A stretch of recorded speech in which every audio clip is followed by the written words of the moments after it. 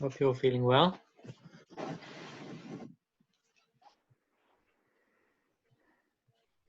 Mataji, are you okay? You well?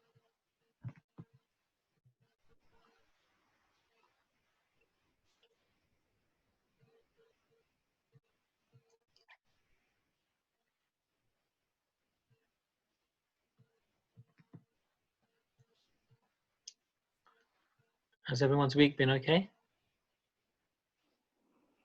All good, Prabhu. Thank you so much. Busy with all these Zoom meetings. It's quite nice, actually, keeping us busy, keeping out of mischief.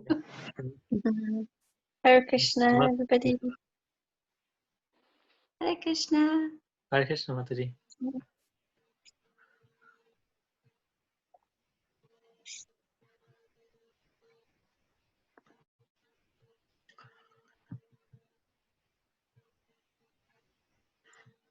Does anyone get a chance to read ahead in the Krishna book?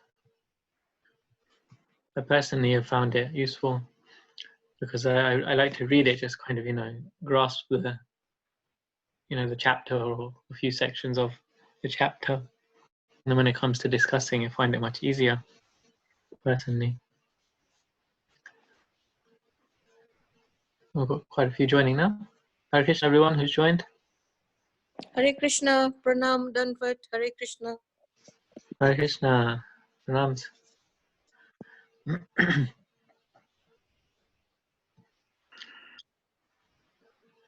Okay, we're nearly up to the normal numbers. So, can we just review where we left off last week? I think we started at the beginning of chapter 5. Or did we read some of chapter 5?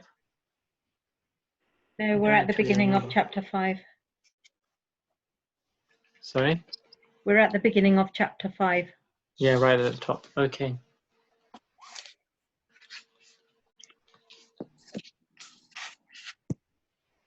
Okay, I think we'll make a start.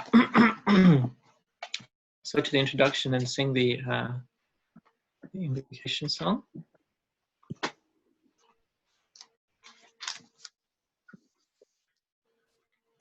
Krishna, Krishna, Krishna, Krishna, Krishna, Krishna, Krishna, hey.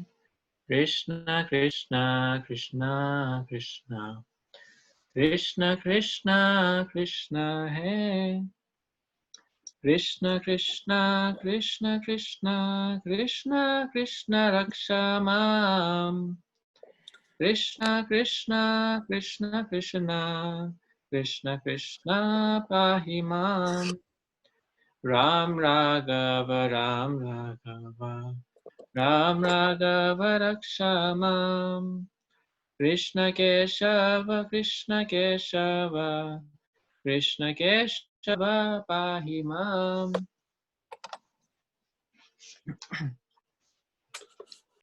So, I don't know how many of you know.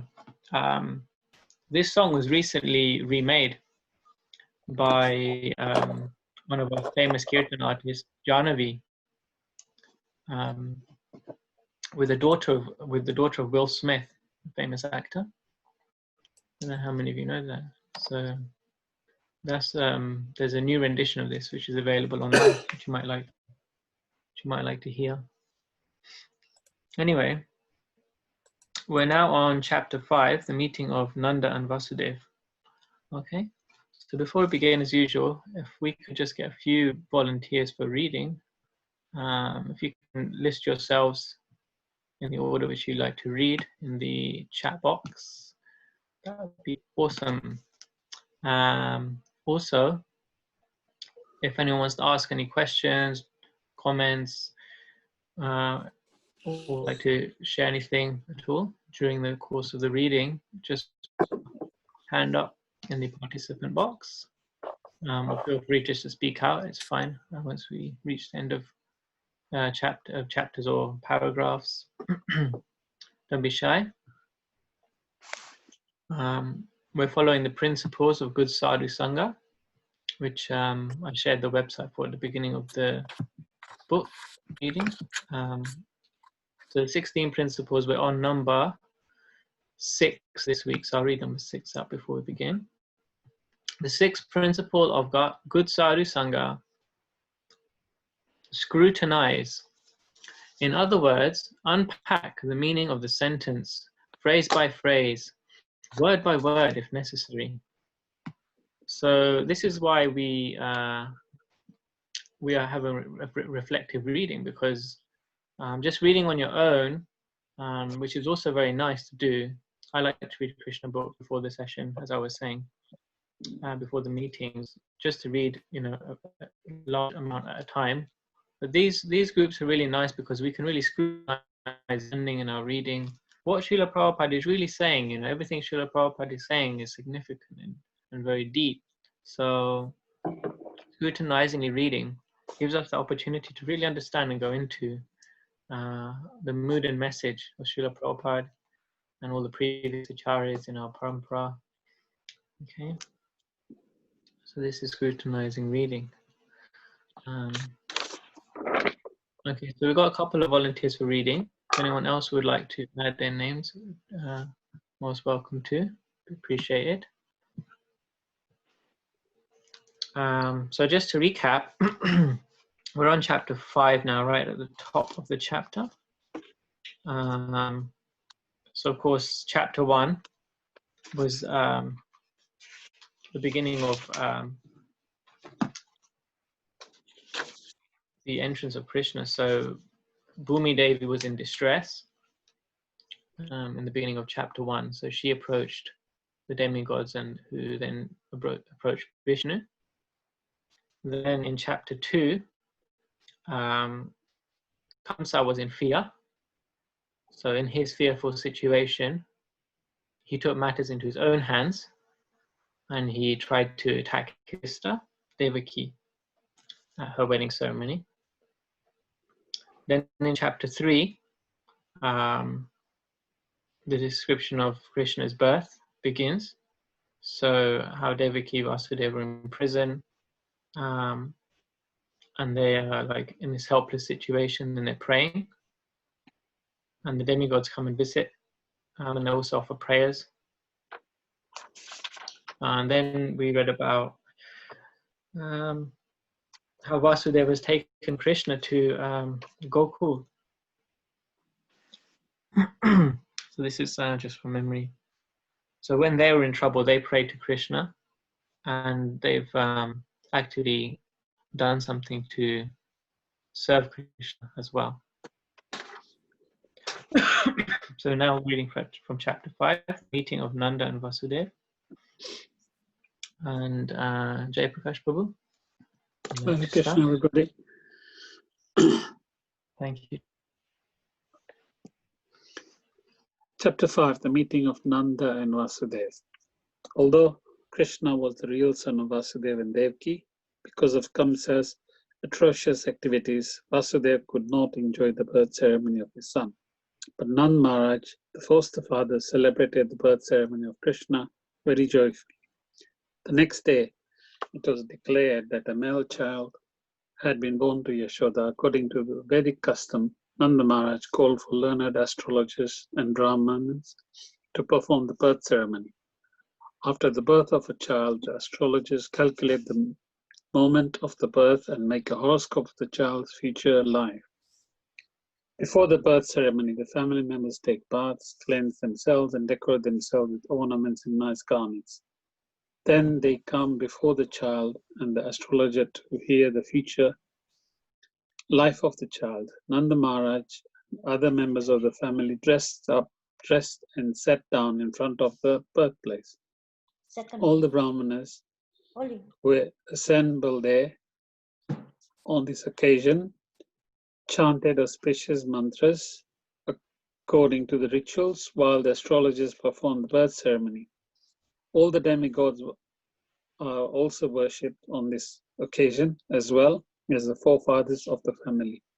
Nanda Maharaj distributed the Brahmins 200,000 cows, which were well decorated with cloth and ornaments. He gave the Brahmins not only the cows in charity, but also hills of grains decorated with ornaments and golden bordered cloth. Right. Thank you, Prabhu. So just to introduce this chapter now, this is a very different celebration of Krishna's birth to what we read in the previous chapter and the environment in which Krishna was born, isn't it? Right. So in the previous chapter, Krishna was born, Devaki and Vasudeva were praying out of like anxiety and fear. And here, this is actually the day after Krishna's birthday. Does anyone know what the day after Krishna's birthday is called in our calendar? So of course, Janmashtami is Krishna's birthday. And the Nandotsav. next day is known as... Yes, Nandotsav. Thank you, Matri. So this is Nandotsava festival being described here. And there's also another special personality who was born on this Nandotsava day. Anyone know who that is? Someone else? Srila Srila Prabhupada. That's right. Srila Prabhupada, his birthday, his appearance day was on Nandotsava day, which is the same day which we're reading about here now. So this is also significant. So there's quite a few things mentioned here about how the birthday was celebrated. Did anyone pick out anything of interest from this section?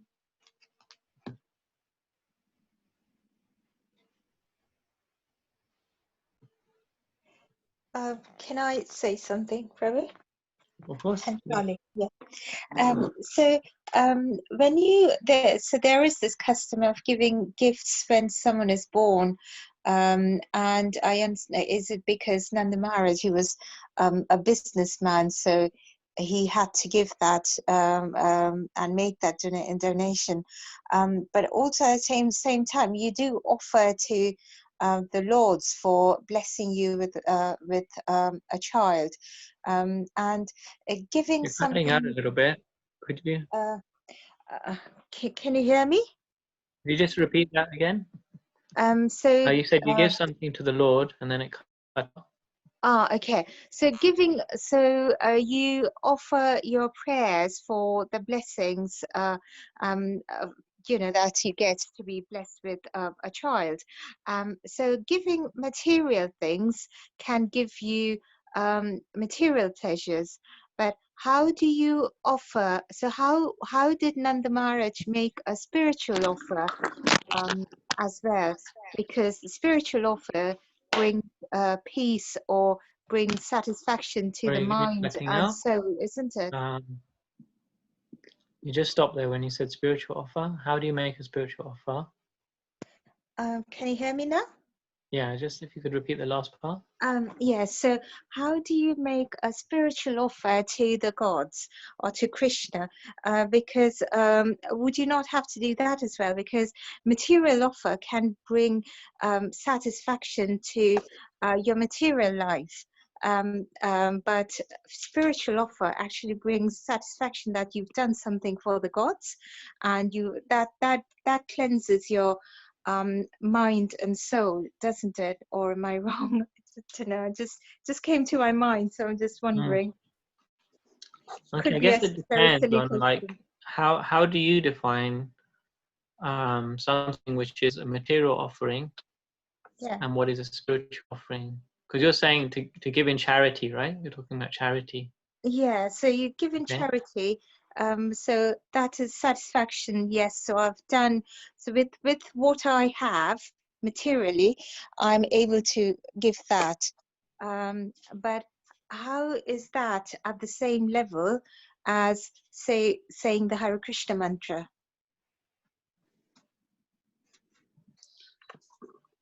But surely giving away. Unfortunately, the connection's quite bad, so it's Yeah. difficult to hear. But I mean, giving away donations to brahmanas, etc., this might be material, but it's not quite material because you're not wanting anything in return other than the blessings. Yeah. Okay, I understand. Yeah. Okay. No, thank you very much, Prabhu. I understand. Yeah. Okay. Thanks very much, Prabhu. That's okay. Continue.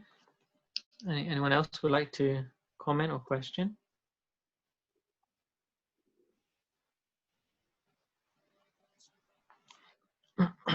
No. Okay.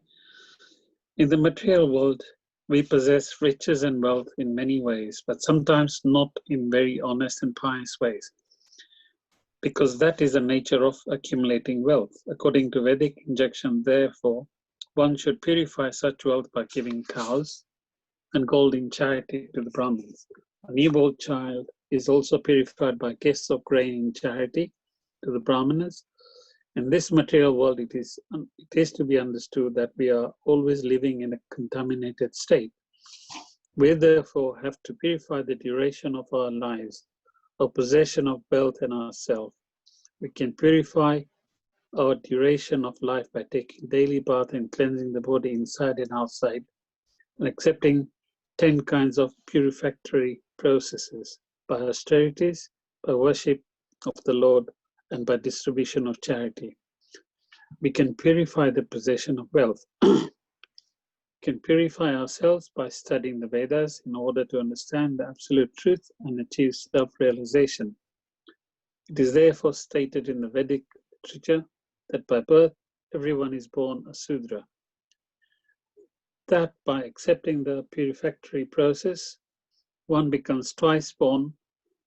That by studying the Vedas, one becomes a Vipra, which is the preliminary qualification for becoming a Brahman.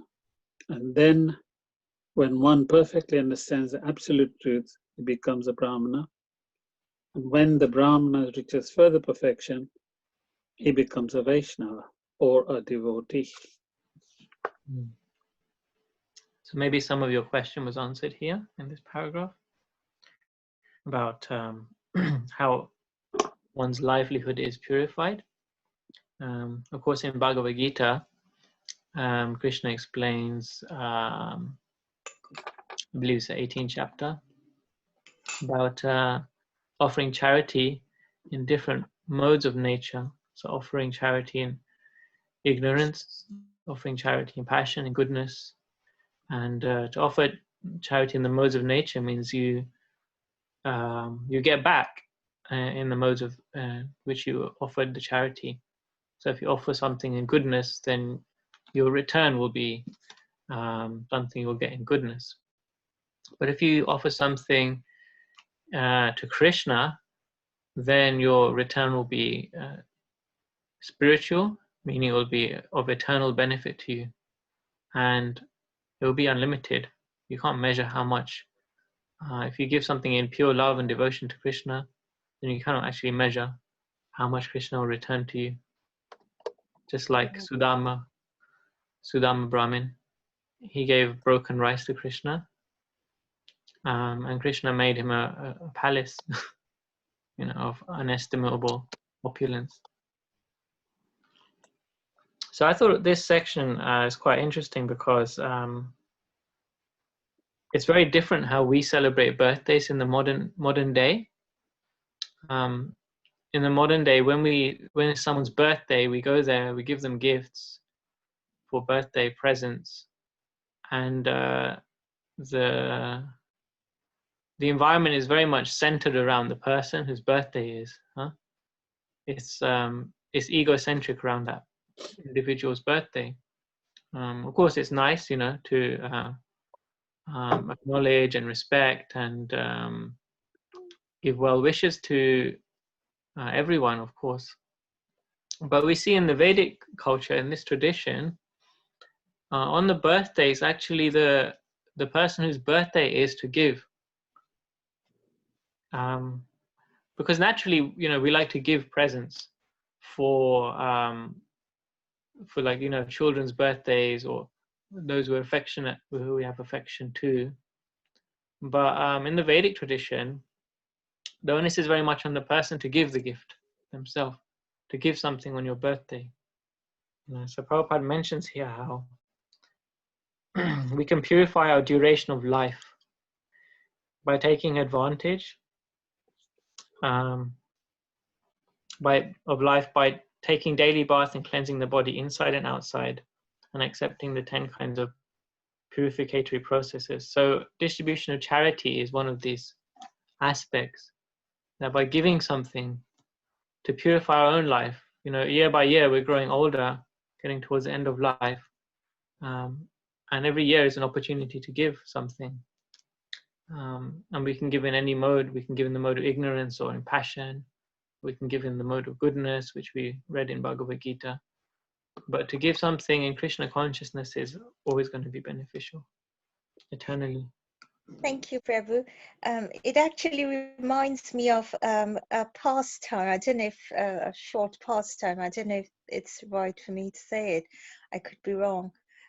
It reminds me of Shabri, the old lady who ate fruits, and then she tasted it first, saw whether it's bitter or sweet, and then if it's sweet, she put it in a basket to keep for Ram, Lord Ram. And then years later, when Lord Ram came and tasted, I think Lord Lakshman was a bit upset that the old lady had tasted the fruit before offering it to the Lord, but the Lord said he has never tasted such wonderful food before, and that was because even that bitten fruit was filled with love, pure love and pure devotion for the Lord. So it's giving something. It just reminded me of that. Okay, thank you for sharing that. Yeah, it's a very exalted example of giving. So yeah, Shabri, she was like a yogini. She was like an ascetic who didn't have any family or any relatives, as I understood. And so she was simply like all her time she was only absorbed in meditation of Lord Ram. So when he came, she wanted to give him the best of what she had, and that's how she did it.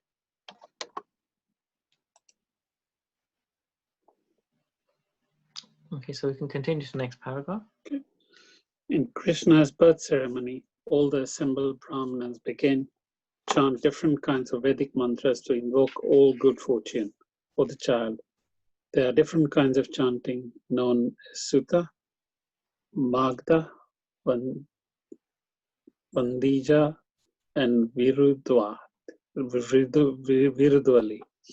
Along with this chanting of mantras and songs, bugles and kettle drums are sounded outside the house. On this occasion, the joyous vibration could be heard in all the pasturing grounds and all the houses. Within and outside the houses, there were varieties of artistic paintings done with rich pulp, and scented water was sprinkled everywhere. Even on the roads and streets, ceilings and roofs were decorated with different kinds of flags, festoons, and green leaves. The gates were made of green leaves and flowers. All the cows, bulls, and cows were smeared with a mixture of oil and turmeric and painted with minerals like red oxide, yellow clay, and manganese. They wore garlands of peacock feathers and were covered with nice colored clothes and gold necklaces. When the ecstatic cowherd men heard that Nanda Maharaj, the father of Krishna, was celebrating the birth ceremony of his son, they became spontaneously joyful. Today, they dressed themselves with very costly garments ornamented their bodies with different kinds of earrings and necklaces, and wore great turbans on their heads.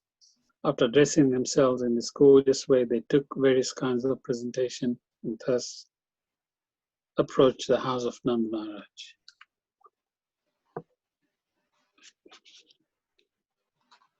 Want to continue next? Yes, please.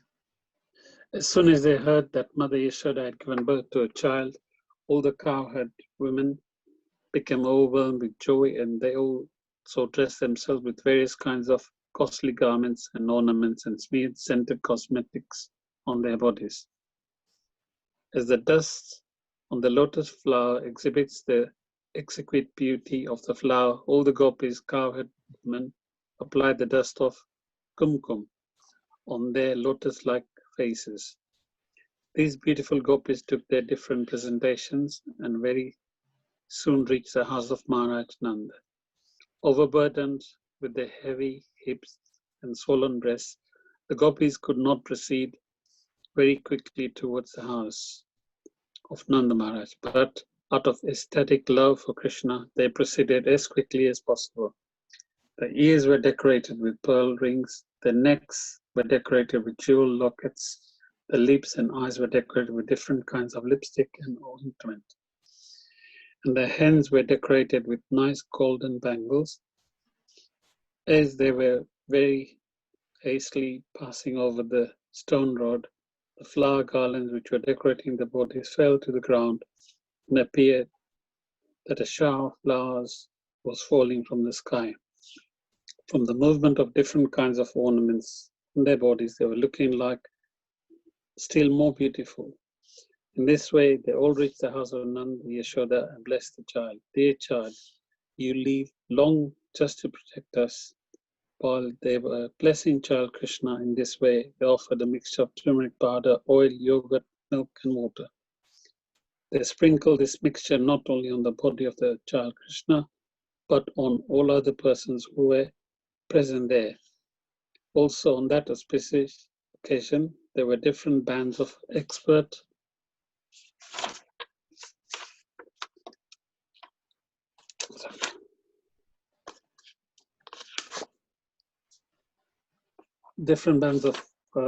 musicians playing. Yes. So we can see how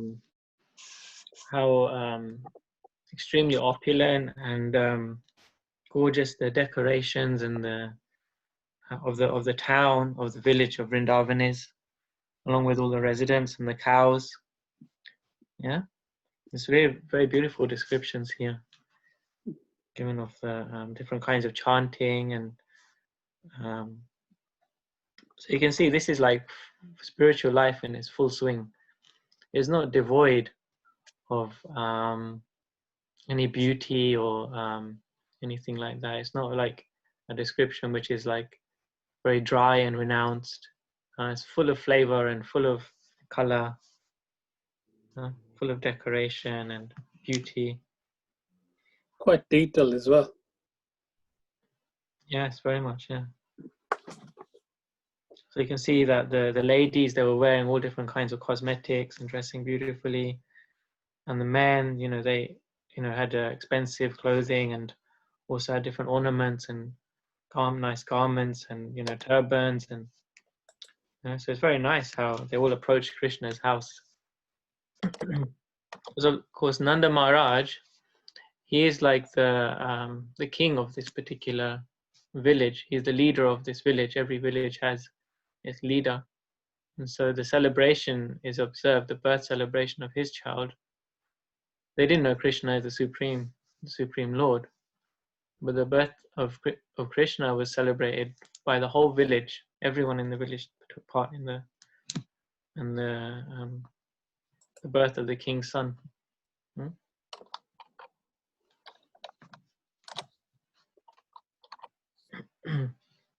Okay, would like to continue, Prabhu? Yeah. When the cowherd men saw the pastimes of the cowherd women, they became very joyful, and in response they all began to throw yogurt, milk, clarified butter and water upon the bodies of the gopis. Then both parties would begin to throw butter on each other's bodies. And Maharaj was also very happy to see the pastimes of the cowherd men and women. And he became very liberal in giving charity to different singers who were assembled there. Some singers were reciting great verses from Nisad and Puranas. Some were glorifying the family ancestors. Some were singing very sweet songs. There were also many learned Brahmins present, and Nand Maharaj being very satisfied on this occasion, gave them different kinds of garments, ornaments, and cows in charity. It is very important to note in this connection how wealthy the inhabitants of Vrindavan were simply by raising cows. All the cowherd men belonged to the Vaishya community, and their business was to protect the cows and cultivate crops. By their dress and ornaments and by their behavior, it appears that although they were in a small village, they still were rich in material possessions. They possessed such an abundance of various kinds of milk products that they were throwing butter lavishly on each other's bodies without restriction. Their wealth was in milk, yogurt, clarified butter, and many other milk products. And by trading their agriculture products, they were rich in various kinds of jewelry, ornaments, and costly garments. Not only did they possess all these things, but they could give them away in charity lavishly, as did Nand Maharaj. Yes. So what Srila Prabhupada said is very important in this section.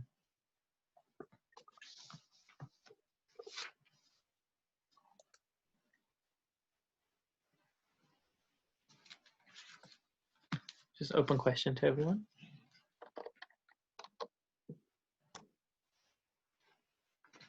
Prabhupada said it's very important to note. What is that? That is important to note. It's the connection how the wealthy, the inhabitants of Vrindavan were simply by raising the cow. So the cow, how the Gau Mata is so important in Vrindavan. It's like simple life they were living, isn't it? It's everything to do with just the cow. Yeah, right. Yeah. Anything else you want to say? No, gone. Hare Krishna.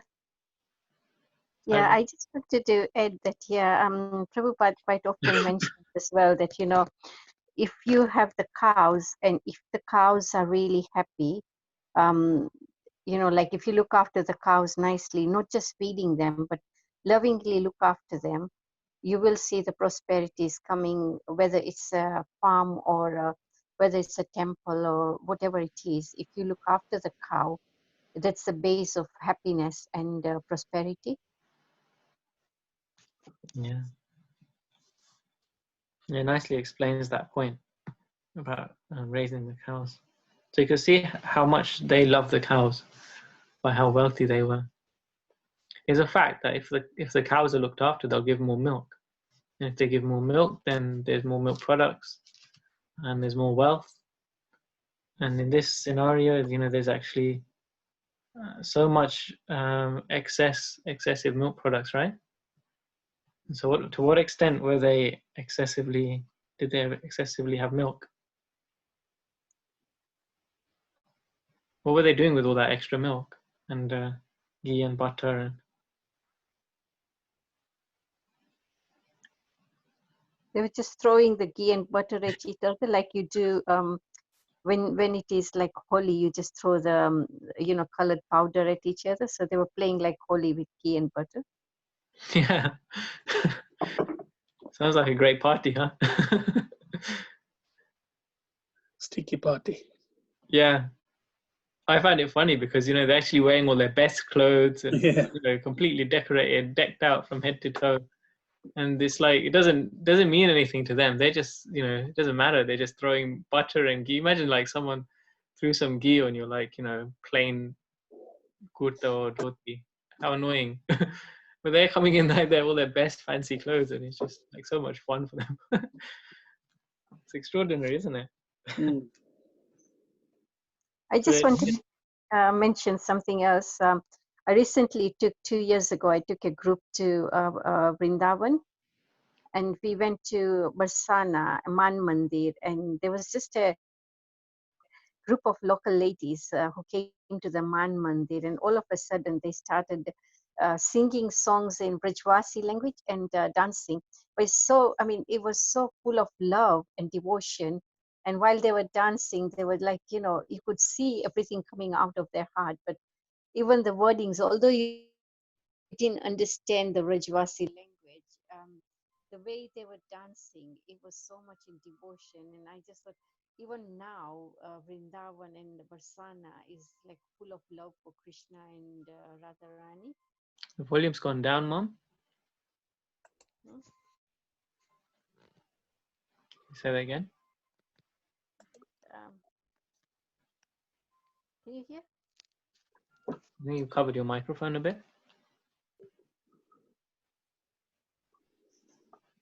Yeah.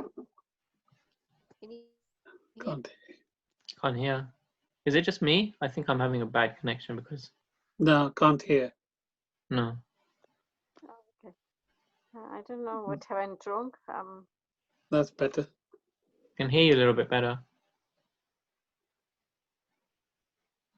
Okay, you've gone on mute now. Oh, I think somebody was Ah, trying to call me. fine. That's why. Yeah. Can you hear me now? Yeah. Yeah. Did you hear what I was Yeah, we saying? heard that part, yeah. Okay. Hare Krishna. Okay, so you're saying about how the singing of the ladies in Varsana near Man Mandir? Yeah. So I was just saying how much they were. They had so much. Even now, in this day, they had so much devotion and love for Radharani and Krishna. Although we didn't understand, I didn't understand the Brijvasi language, but the expression were full of love and how they were offering their heart. It was really nice when they were dancing as well, and we joined in with the dancing. But it was really like amazing. This group of ladies just came in. This is a small temple, Man Mandir, but it was just nice experiencing that. Even now, they have so much love. Mm. Okay, thank you for sharing that. Imagine you just have one little experience like that and you remember it, for years and years. So in the spiritual world, this is happening actually moment after moment, isn't it? So what a wonderful place to be. Every moment is like that. Okay, we can continue unless there's any other comments or questions. Cool. Yeah. Thus, Nand Maharaj, the foster father of Lord Krishna, began to satisfy the desires of all the men assembled there. He respectfully received them and gave them in charity whatever they desired. The learned Brahmins, who had no other source of income, were completely dependent on the Vaishya community for their maintenance, and they received gifts on such festive occasions as birthdays and marriages. While Nand Maharaj was worshipping Lord Vishnu on this occasion and was trying to satisfy all the people there, his only desire was that the newborn child Krishna would be happy. Nand Maharaj had no knowledge that this child was the origin of Vishnu. He was praying to Lord Vishnu to protect him. Rohi Devi. And here, one thing I think that stands out and is repeated many times is that the charity is given to the Brahmanas, and it's brought out here how the Brahmanas, they don't actually earn an income.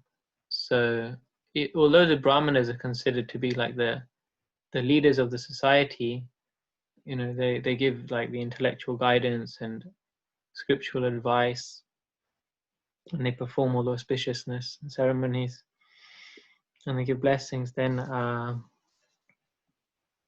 the same time they don't earn any money, so it's not like teachers nowadays, educators, and even like you can say scientists. Prabhupada would say scientists, they're like modern day leaders. Whatever they say, the rest of the world follows, isn't it? If there's some scientific discovery, it's kind of like modern day intellectuals, but they don't actually earn any money. And it's being stressed here again and again that they were always given in charity. See, because everyone has their offering in the natural order of society, in the traditional society.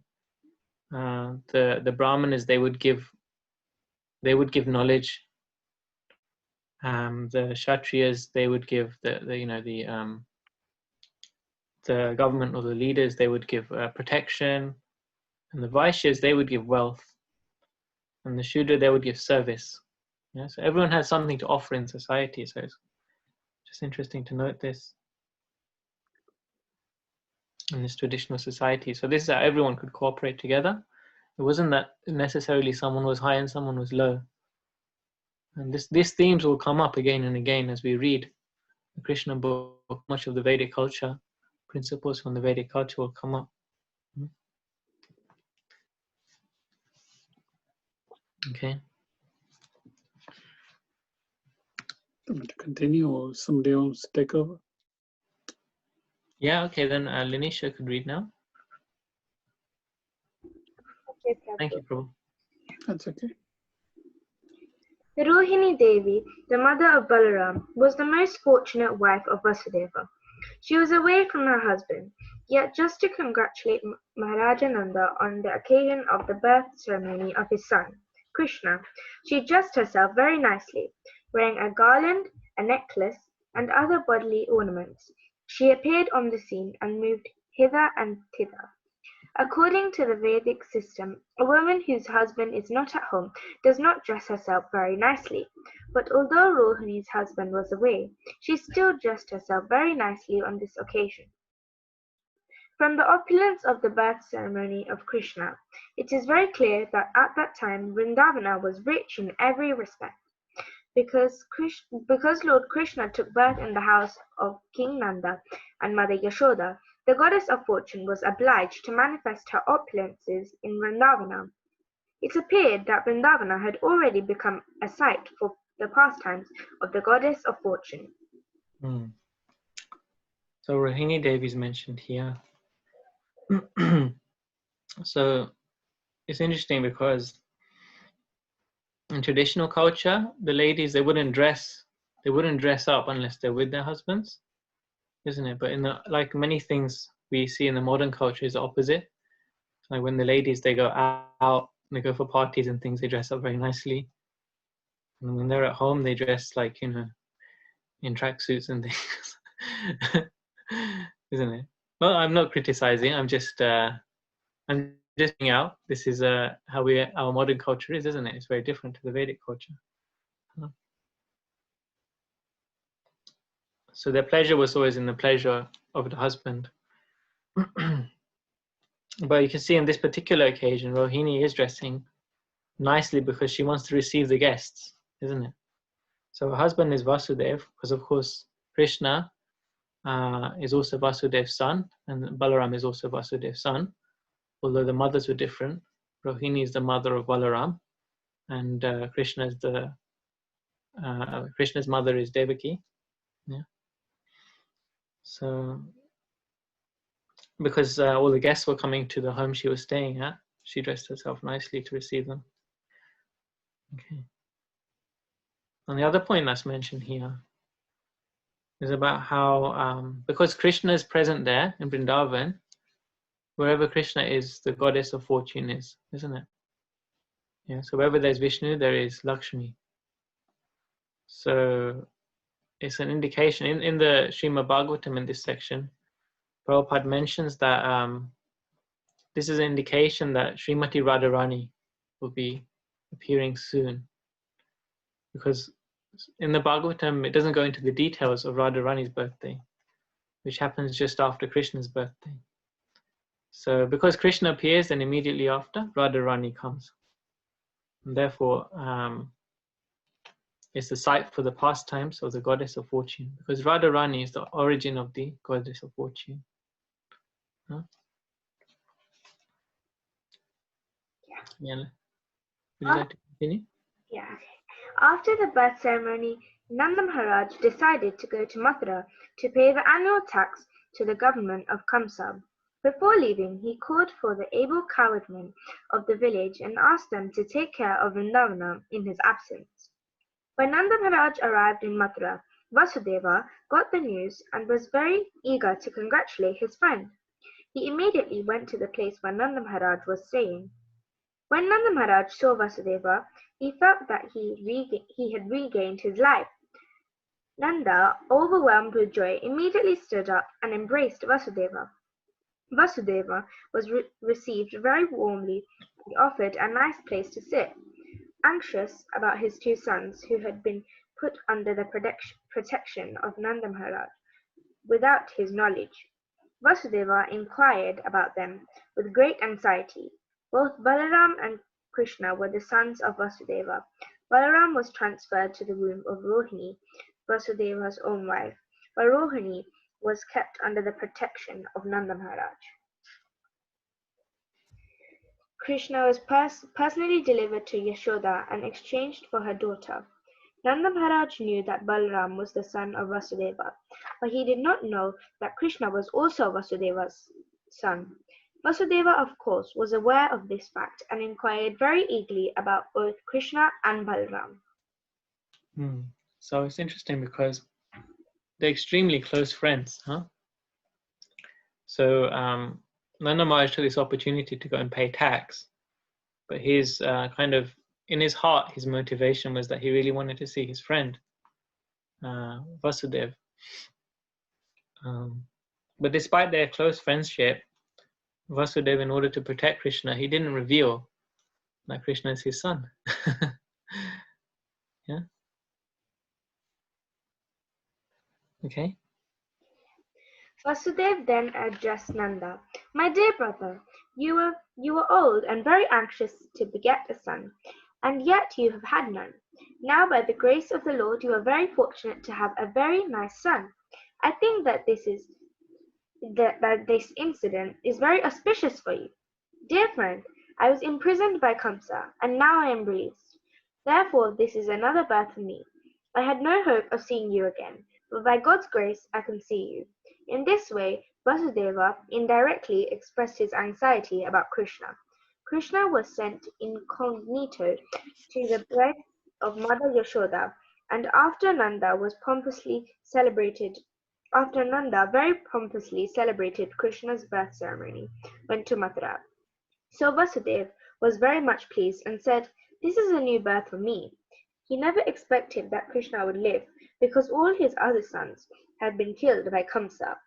Vasudeva continued, "My dear friend, it is very difficult for us to live together. Although we have our family and relatives, sons and daughters, by nature's way we are generally separated from one another. The reason for this is that every living entity appears on this earth under different pressures of fruitive activities. Although they assemble together, there is no certainty of their remaining together for a long time. According to one's fruitive activities, one has to act differently and thereby be separated. For example, many plants and creepers are floating on the waves of the ocean. Sometimes they come together and sometimes they separate forever. One plant goes one way and the other plant goes the other way. Similarly, our family assembly may be very nice while we are living together, but after some time, in the course of the waves of time, we are separated. Right. So here he's actually, even though he's like very attached to Krishna, his own son, he's glorifying his friend, and he's appreciating that he's had a son. Well, of course, that's his own son he's referring to. So he doesn't first of all reveal it that that's his son, and secondly, he says how wonderful it is that you've had a son. He's actually like really appreciating Nanda Maharaj, because this is like his loving friendship that he has with Nanda Maharaj, that he wants to appreciate him and show his love and friendship in that way. And then they have like a philosophical discussion, isn't it? Then in this next paragraph, Prabhupada gives this example a lot of how two straws in a river, they come together and then they go their own ways. Like you see it if you're just sitting by the river. Sometimes where I used to live in Northampton, I used to go to the river and sit and chant. You see, like, there'll be logs that bump and then pass each other, or twigs or whatever. And they see things in the river they pass by. And so Nanda Maharaj is equating that to, Vasudeva's equating that to how short our lives really are. We spend so much of our lives working really, really hard. Even now we're in COVID, in lockdown. I don't know about some of you, but at least for myself, like my work is still super busy. And you just think like, really, we don't get so much time for the people we care about, for our family, for our friends, isn't it? Of course, lockdown has become reduced now. So, this is like the actual situation that's been given to us in the Bhagavatam, that life is very short and these relationships, they come and go. So it's important to try and make the most of those relationships and try and inspire each other in spiritual life. So I was thinking about that in this section. You can continue. The purport of this expression by Vasudeva is this. Although he had 8 sons born in the womb of Devaki, unfortunately, They were all gone. He could not even keep his one son, Krishna, with him. Vasudeva was feeling his separation, but he could not express the real fact. "Please tell me about the welfare of Vrindavana," he said. "You have many animals. Are they happy? Are they getting sufficient grass and water? Please also let me know whether the place where you are living now is undisturbed and peaceful." This inquiry was made by Vasudeva because he was very anxious about Krishna's safety. They knew that Kamsa and his followers were trying to kill Krishna by sending various kinds of demons. They had already resolved that all children born within 10 days of the birthday of Krishna should be killed. Because Vasudeva was so anxious about Krishna, he inquired about the safety of his residents. He also inquired about Balram and his mother Rohini, who were entrusted to the care of Nanda Maharaj. Vasudeva also reminded Nanda Maharaj that Balram did not know his real father. "He knows you as his father, and now you have another child, Krishna, and I think you are taking very nice care of both of them." It is also significant that Vasudeva inquired about the welfare of Nanda Maharaj's animals. The animals, and especially the cows, were protected exactly in the manner of one's children. Vasudeva was a Kshatriya, and Nanda Maharaj was a Vaishya. It is the duty of Kshatriyas to give protection to the citizens, and it is the duty of Vaishyas to give protection to the cows. The cows are as important as the citizens. Just as the human citizens should be given all kinds of protection, so the cows should also be given full protection. Okay. Does anyone else have any thoughts or comments for this?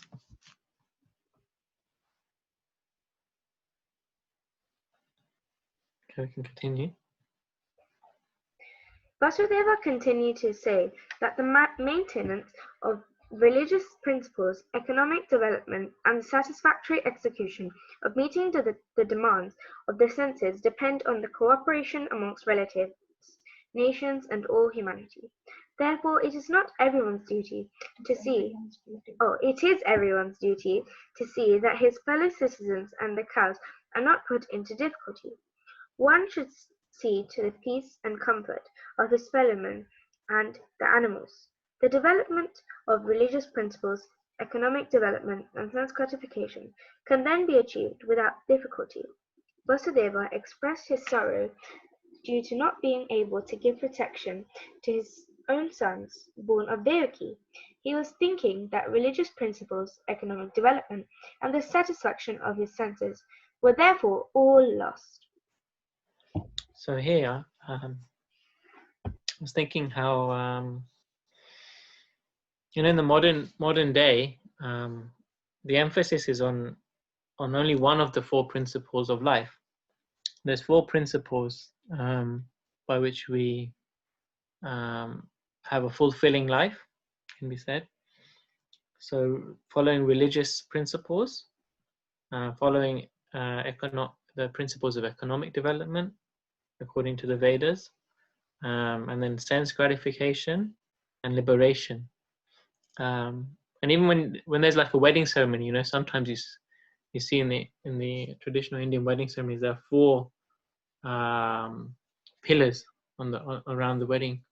So these one way of looking at these is that they actually represent these four principles of life, that you're maintained by these four principles, or that you will maintain these four principles of life. But in the modern day, the focus is very much on the economic aspect only, isn't it? To keep the economy up is just like the main motivation for living practically in today's world, right? And so that's why people feel so unfulfilled. People treat each other incorrectly. They don't treat each other morally. People don't, and then people feel like just strong urges for sense gratification, because then they're not their economic demands are not met. And then what to speak of liberation doesn't even come into the picture. People don't even know that this life is short, and there should be a focus on attaining Krishna at the end of life.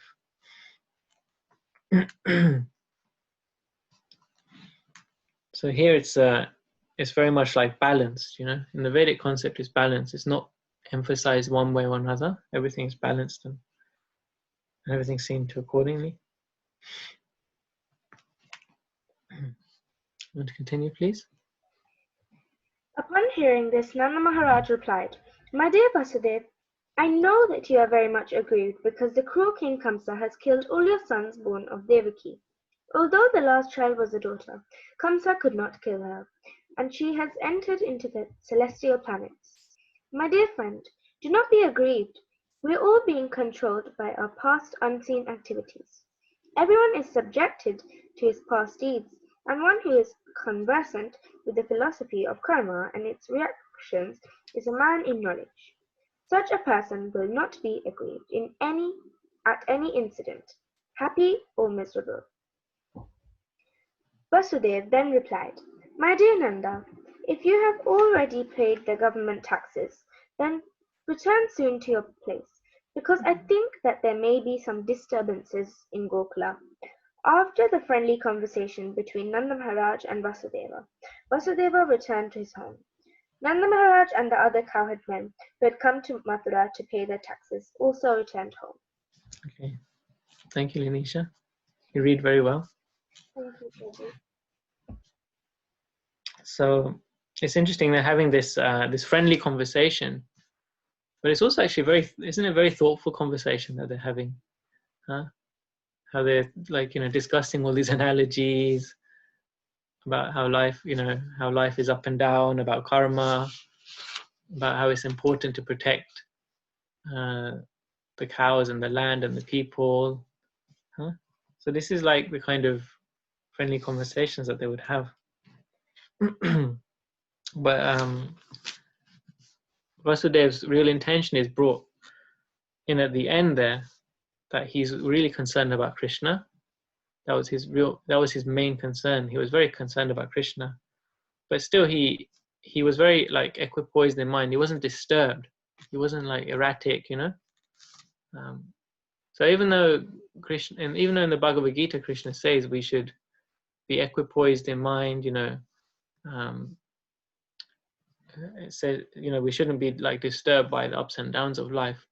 Still, the concern is there for the welfare of others, particularly in this case his child Krishna. And so he you can see, by the way, his character is that, you know, he's concerned about everything, every aspect in his friend's life, in Nanda's life. But he puts his concern last, and, you know, you should return back quickly now, because, you know, there might be some disturbance and Krishna may be in trouble. So that's his intention, but he doesn't raise that. He doesn't like kind of alarm at the beginning, what's happening to Krishna, you know. So it's very interesting how they have this conversation. And so some of you may be wondering, as I was when I first read this, because Vasudeva mentions that he was put into prison by Kamsa, and then he was taken out of prison, and now he's not in prison anymore. It's mentioned like that in this in one of the previous paragraphs we read. So he's kind of at this situation. He's under like a house arrest, what's known as house arrest. So he's living in his home,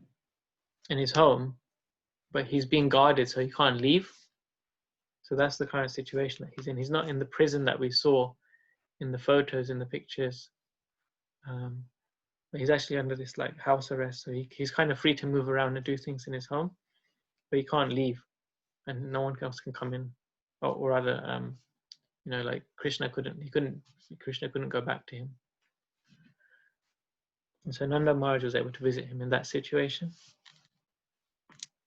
Do we have any more volunteers for reading? Would anyone else like to volunteer to read? Hare Krishna Prabhu, I have a question. Yes, please. So I've heard that whenever Nand Maharaj was away, demons would come to Vrindavan, or Vrindavan would be under attack. What was the connection there? Is there a meaning behind that?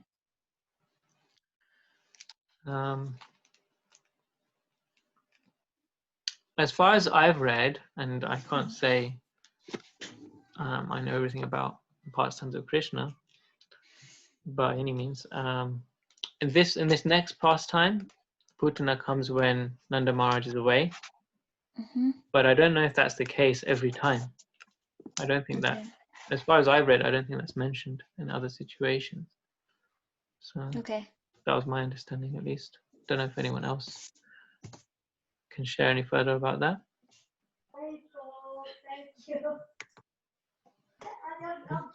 I have a comment. Hi, Krishna Prabhu.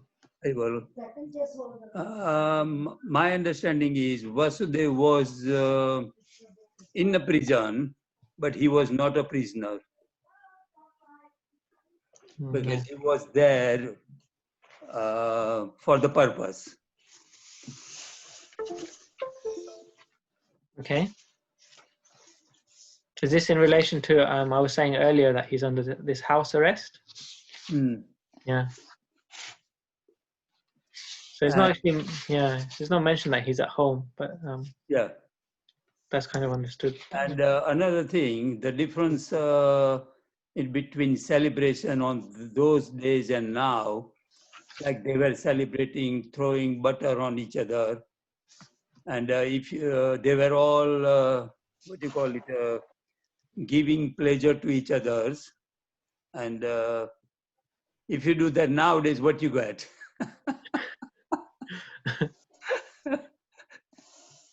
So main reason is what was happening at that time in that celebration is all transcendental. Yeah. Yeah, the level of happiness, it just kind of exceeds any worries that they have. Yeah, transcendental. If someone throws butter at you, that's what I'm saying. And, wearing your nice wedding outfit or something. Yeah. You'll be really disturbed, right? Yeah. Yeah. Because we are not on the transcendental platform. Yeah. We can't copy it. Even like we have, even the Holi festival, which we celebrate. I was once in India as a young boy, and it was Holi. And I still remember it to this day. I must have been 7 or 8 years old, maybe younger. And like you don't wear your best clothes on Holi, never. Yeah. Because as soon as you go out into the street, like people are standing on their balconies, they're throwing colors down on you. Yeah. No one wears their best clothes, right? But it's not the case here. No. Yeah, it's wonderful. Because nowadays, in that period of time, even parents say children, oh, don't wear good clothes, don't wear opulent clothes, they will get bad colored and this and that. And on those days, they were wearing opulence, they were not worried about. Yeah. So how happy they were, right? Yes. Unbelievable. It was a real happiness. Yeah. So I can read for the next chapter unless there's any other volunteers. Okay, so chapter 6, Putana killed. While Nanda Maharaj was returning home, he considered Vasudev's warning that there might be some disturbance in Gokul. Certainly the advice was friendly and not false. So Nanda thought, there is some truth in it. Therefore, out of fear, he began to take shelter of the Supreme Personality of Godhead. It is quite natural for a devotee in danger to think of Krishna because he has no other shelter. When a child is in danger, he takes shelter of his mother or father. Similarly, when a devotee is always under the shelter of the Supreme Personality of Godhead, similarly, a devotee is always under the shelter of the Supreme Personality of Godhead. But when he specifically sees some danger, he remembers the Lord very rapidly.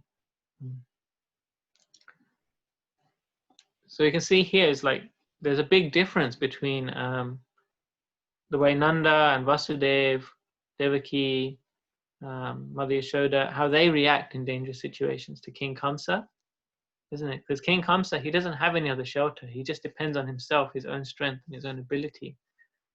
isn't it?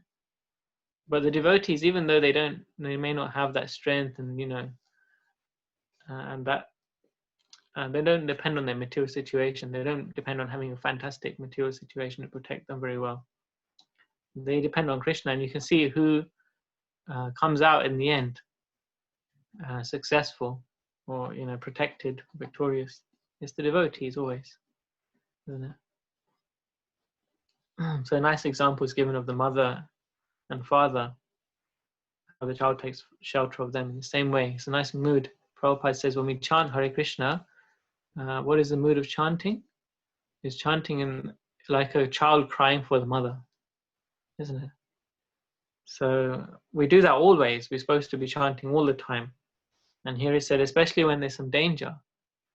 So if we're very well practiced in chanting, in this type of mood of a child crying for the mother, then when there's some danger, then that'll be our natural shelter, to go to Krishna. Yeah. And that is a very different mood to someone who is just,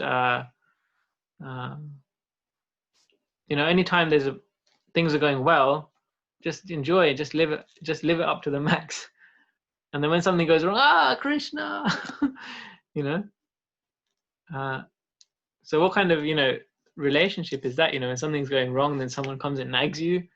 And then when something's going well, it's just like, they don't talk to you, they don't want to know you. So we don't want to have that kind of relationship with Krishna, of course. We always want to remember Krishna. Not because Krishna is the Supreme Lord, but because actually he is all attractive, isn't it? I mean, these pastimes are all meant for that purpose to help us remember how attractive Krishna really is. So after consulting with his demoniac ministers, Kamsa instructed a witch named Putna, who knew the black art of killing small children by ghastly sinful methods, to kill all kinds of children in the cities, villages, and pasturing grounds. Such witches can play their black art only when there is no chanting or hearing of the holy name of Krishna. It is said that whenever the chanting of the holy name of Krishna is done, even negligently, all bad elements, witches, ghosts, and dangerous calamities immediately disappear. And this is certainly true of the place where the chanting of the holy name of Krishna is done seriously, especially in Vrindavan, when the Supreme Lord was personally present. Therefore, the doubts of Nanda Maharaj were certainly based on affection for Krishna. Actually, there was no danger from the activities of Putna, despite her powers. Such witches are called Kechari, which means that they can fly in the sky. This black art of witchcraft is still practiced by some women in the remote northwestern side of India. They can transfer themselves from one place to another on the branch of an uprooted tree. Putna knew this witchcraft, and therefore she is described in the Bhagavatam as Kechari. Okay. So we've all seen that picture of witches, isn't it? Like in Halloween, you see like there's a witch riding on a broomstick or something. Huh? And it's quite common that Indian people say, yeah, Indian. So you can see in this situation that this actually is something which comes from the Indian culture, again, the Vedic culture, this idea that a witch is flying on the branch of a tree. Believe it or not. You see Panchali, she has a hand raised. Hare Krishna, Mataji. Hare Krishna, Prabhu. So, in the previous paragraph, you mentioned about how they always remembered Krishna during times of, distress. So, before Krishna's birth, obviously they did pray to the Lord. So, which form of the Lord did they pray to? They pray to Vishnu. Okay. Oh, yeah. Thank you. As far as I can remember, also in Nanda Bhavan in Vrindavan, they have the deity of Vishnu still, which Nanda Maharaj worshipped. I don't know if anyone knows better than me about that. Mom, do you know about that? Remember seeing the deity of Vishnu. When we went to the Nan Bhavan, we just saw the deity of Nand Maharaj and Yashoda and Krishna Balram. Yeah. But there is, when you go to the Nan Bhavan, there is a deity of Shankar, Shivaji, on the side, you know, like the main altar. And then when you come out of the main altar, on your left-hand side, there is a Shivaji's deity over there. But, you know, as you know, when you go to Nan Bhavan, you have to just rush in and come out because of the pandas. Yeah. Thank you. So yeah, Vishnu, they would usually worship Vishnu, Lord Vishnu. Thank you very much. I know in Mayapur, where Chaitanya Mahaprabhu's birthplace is, the home of his parents, Jagannath Mishra and Sachi Mata, because Lord Chaitanya is also Krishna in this age of Kali. That deity is still there, the Vishnu deity that he worshipped. So maybe I got it mixed up. But yeah, it's understood that they worship Vishnu. Hare Krishna, Prabhu. Hare Krishna. Krishna, sorry, I've got a question on that. Yes, please. So isn't it slightly confusing to tell someone, or even for myself now, that Krishna is the original Supreme Personality of Godhead? So Krishna appeared, I mean, he didn't appear. He's Krishna, he was unborn. And then from Krishna came all the other Vishnus. Yeah. But the inhabitants of Vrindavan were, so do they not know Krishna? How? Okay. I don't know if I'm making sense. No, that's a very good point. Thank you for your question. Thank you. So how do we understand that? I'll open this out to the group. How can we understand that Krishna, first of all, is the origin of all the Vishnus, is the Supreme Lord, and on the other hand, he is so-called born in Mathura and comes to Vrindavan and plays like a baby, and nobody even knows about it. So how can we understand that? So we've read about this in the last few chapters. We've discussed it in a little bit of detail. Does anyone have any responses? Don't worry about, don't be shy, so we can continue discussing. It's nice to have everyone's thoughts.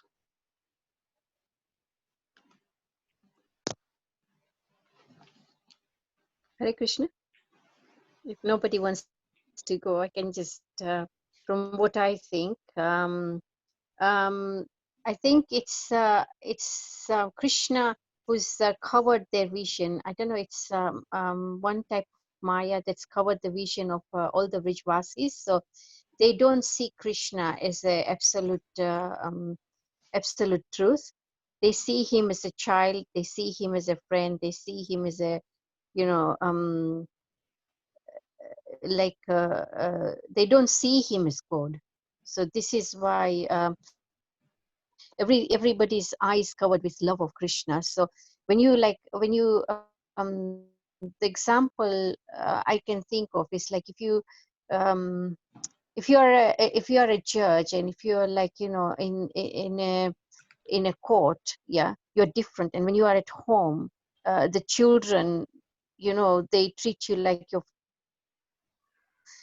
that is that love. So that is sort of love the Vrijvasis had, which was unconditional love for Krishna. And all the illusion, not the illusion, but all the there's a word for it. The way you serve Krishna in Dwarka, I don't know what, the opulent side of the Krishna was covered. So they didn't see him. They knew he was God, but they didn't see him as God and treated him as God. They just treated him as his own child and his friend and like that. Thank you, Ma. Hare Krishna. Hare Krishna, Sachinandan Prabhu. Hare Bol. Now, until Krishna's pastime with Putna, I mean, Krishna killed Putna, and the way he killed Putna, I think then they started suspecting, I mean, they came to know that he's not an ordinary child. Mm. And they started thinking that he's a supreme. Otherwise, no one can do this. Because that was the first pastime, as far as I know. Krishna was how many? 6 days old, I think. Yeah, I'm not sure. I'm talking about publicly. Yeah, I'm talking about Yeah, so this is when they first got an indication, isn't it? Yeah. Mhm. Okay.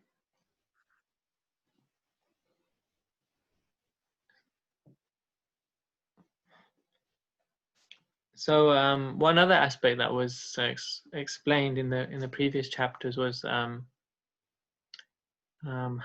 Vishnu, there's a Mahavishnu from him all the universes come from him. But then from that Vishnu, there's another Vishnu in every universe, and then from that Vishnu, there's another Vishnu who's not only in every universe, but he's in everyone's heart. So there are these different types of Vishnus, and so then it's not surprising. Then Krishna can come from the spiritual world and come to the material world, and he can also do his pastimes. So that was explained by Vasudeva in his prayers to Krishna when he first saw Krishna.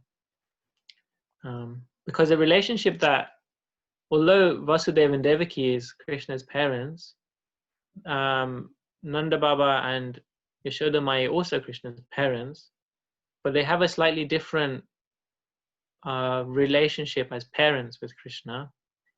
And so this is for the reason so that we can understand Krishna is the Supreme Lord, because the mood that, or the attitude that Vasudeva and Devaki have, they love Krishna as their son, who is God incarnate. Yeah, so they have this like awe and majesty for their son, who they love as God. So it's kind of their approach to Krishna, God, is a little bit mixed. They think he's the supreme person, but he's our son. And then he's a supreme, like, how can the supreme is our son? So they have that understanding. That's also like bhakti also accommodates that kind of approach, But the approach that Nanda and Yashoda have is that they don't even care Krishna is God or not. We don't care. If he misbehaves, we're going to punish him. that's their attitude. It's very different. They're so into this relationship with Krishna. They're so they have so much of a parental mood. Their parental attitude towards Krishna is so strong that they don't care about him being God at all. And this is because of Krishna's Yogamaya. At the moment in the world, everyone is forgetful of God because of Maya. Maya means illusion. So there's a Mahamaya which makes everyone forget God. And not even forget God, but forget themselves. We don't even know who we are eternally. We just think I'm this body, this physical body, and I have this mind, and I have this livelihood, and I have this family and friends. But actually when this life ends, we have an eternal position, which we've forgotten. So this is the power of the Mahamaya. So we're under the control of that energy. Is that making sense, Mataji? Yep. I think that was from Smita Mataji, the question. Yeah, that's making sense. But the question maybe I didn't is, at the moment we're all being told that Krishna is the Supreme Personality of Godhead, and he created all these Vishnus. Yeah. So we actually pray to Krishna and not all the other Vishnus that are four-armed or whichever. So did not only the parents, but even everyone else, did they think that Krishna is the original? And I don't know, maybe not making sense. No, it makes complete sense. Yeah. Because like, why am I not worshipping Mahavishnu or any other form of Vishnu? Why am I worshipping Krishna? Because he is the original personality of Godhead. He created all the other Vishnus, right? Yes. From him came all the other Vishnus. So everyone should, the inhabitants of Vrindavan, should they not be their mind focused on Supreme Personality of Godhead rather than all the other Vishnu? If they are, because even in earlier, Nanda Maharaj was praying to Vishnu, it was saying in the earlier chapter. So I don't know. Can I make a comment? Yes, please, Prabhu. Krishna is the cause of all causes. And as Srila Prabhupada has explained so many times, so Krishna is the root, right? And all others are branches. Consider as a branches, sorry. So if you worship Krishna, all other forms are covered in a worship. It's like if you water to the root of the tree, all branches are nourished. Does it make sense? Yes, yes, it does. Mm. Can I add to that? Yes, please. So I was saying, so the very difference between Krishna, worshipping Krishna and worshipping Vishnu, is that Krishna allows us to have a personal relationship with him. So the very difference is, if we knew he was God in the spiritual world, we wouldn't be able to have that loving relationship with him. So in that way, Krishna, to allow us to enjoy his pastimes, to allow us, that's the unique thing about Vrindavan. Whereas if we worship Vishnu, we'll go to Vishnu's planet, but it'll be awe and reverence. So the very difference is that we're having a personal relationship with Krishna, whereas in Vaikuntha, we're also having a relationship with Vishnu, but it's out and reverence. It's not so personal. So I guess that's also the unique thing about worshipping Krishna, because he lets us love him and he lets us do what he wants with him in the spiritual world. He's covered by the Yoga Maya potency. Yeah. Thank you, Shambhala. Can I say something, Prabhu? Yes, please. In one of the other sessions, something was mentioned which I really liked, but I don't know if I'm saying it in the right way or not. So in the 100 days, in every day of Brahma's life, Krishna appears once as his true form. So in this yuga, Krishna appears in the Dwapar Yuga as the original form. So, I mean, before that, in all the other yugas, when he does come to the material world, he comes in other forms, but the complete form is in this yuga. So it makes sense what you're saying and what the other in the other class I had as well, that they pray to the original Vishnu, but obviously and what friend said over here just now, that the original form, they came to see the pastimes through Krishna, because in this age he came as his original form. Does it make sense, or did I say it rightly? I don't know.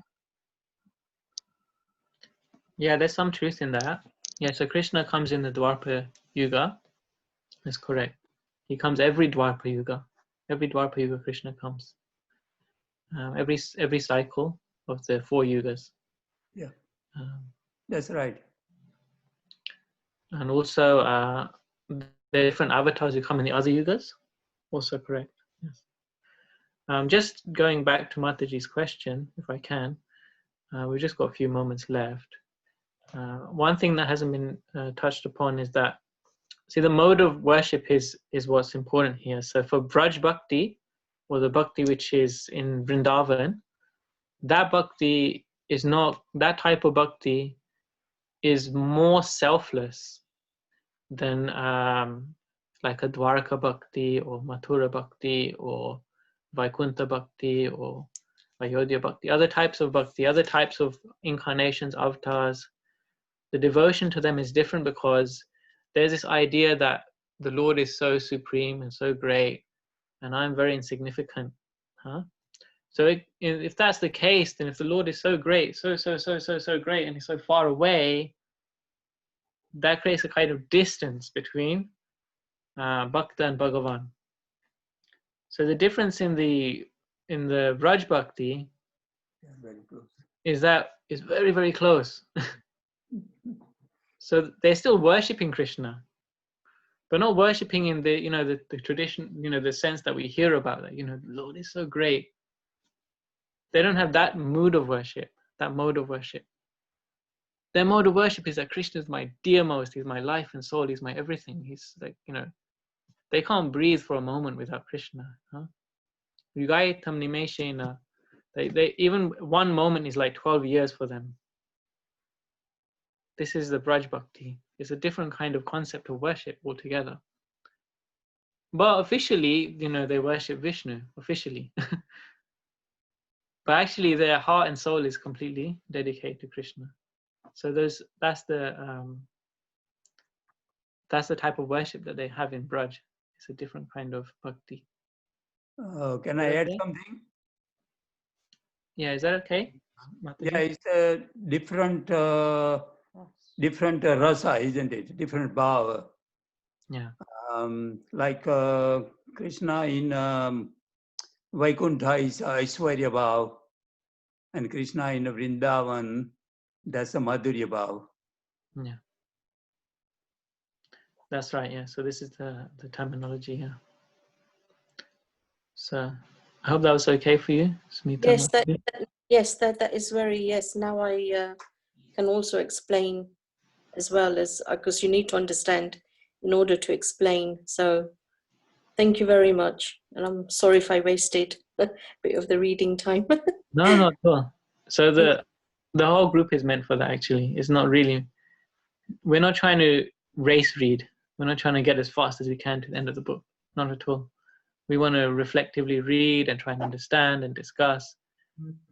Because we can all go away and read pages and pages. That's not a problem. But this is really a forum so that we can all come together and discuss. So really appreciate your question, everyone's questions and comments and contributions.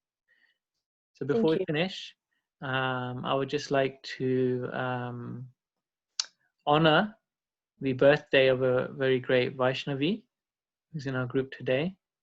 Madhvi Mataji, are you here? Yes, Haribo.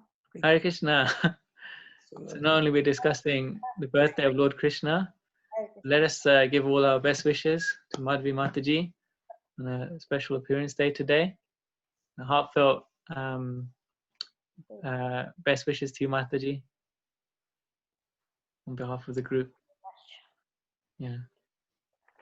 So I don't know how many of you know Madhvi Mataji here.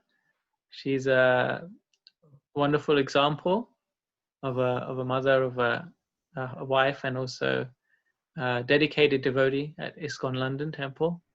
She's many years long-standing pujari for Sri Sri Radha Landanishwar, Jagannath Baldev Subhadra, Gaurnitai. And so, of course, she's very dear to Krishna because it's not possible to do so many years of service under all types of situations, unfailingly, and so steadfastly determined. So actually, 32 years in ISKCON. Yeah.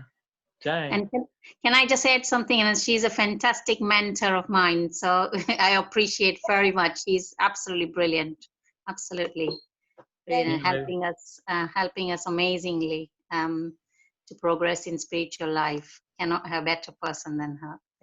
Both of them, fantastic. So I appreciate that. I was just going to say it's due to my support. Without your support. Absolutely. Together. Let me share the credit as well. It is said on the back, success of ladies for her husband on the back, and for her husband is a lady. So, but thank you very much. It won't be anything I'm doing. It won't be without devotees' prayers and devotees' blessings as well, and Prabhupada's All blessings. credit goes to. And all credit goes to Prabhupada. If Prabhupada wasn't here, I don't think we would have gone anywhere. I don't know where we would be sitting now. Well, we're very grateful to have you with us, Mataji. Hope you continue to join us in the group and inspire us. Oh, thank you very much. You all are inspiring us, and seeing you all getting so dedicated. The next generation, we are so pleased, that Prabhupada will be so pleased. And if we meet Prabhupada, then we can say that Prabhupada, our next generation is really more, more dedicated, and they're really trying to push your movement further forward. and fulfilling your desires.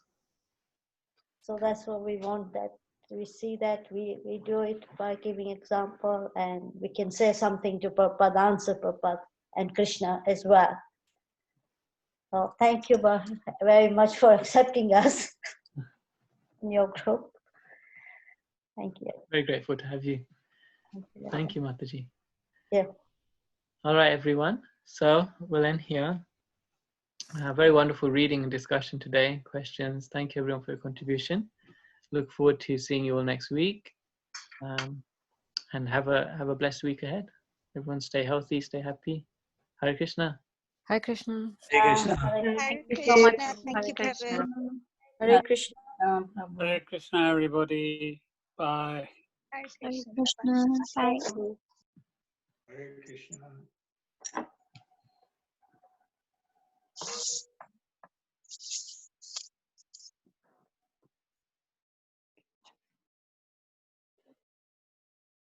What can you do?